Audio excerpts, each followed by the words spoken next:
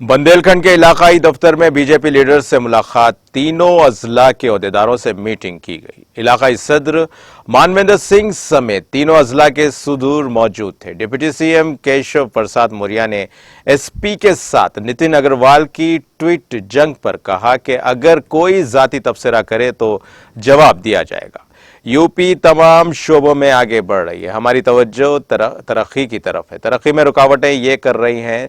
केशव मौर्य ने बीजेपी में मगरिब की अहमियत पर कहा, नया रियासती सदर यूपी से ही आता है, यूपी में कहीं बाहर से नहीं आता। भूपेंद्र चौधरी एक घुसने वाले आदमी हैं, उनका तजुर्बा अच्छा है। 2024 में पूरी 80 सीटें जीतेंगे।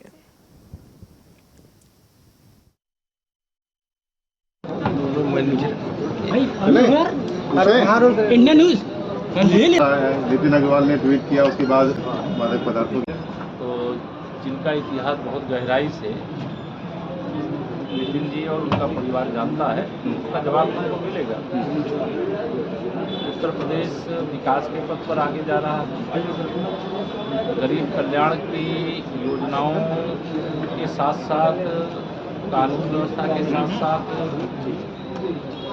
अलग अलग क्षेत्रों में उत्तर प्रदेश कीर्तिमान स्थापित कर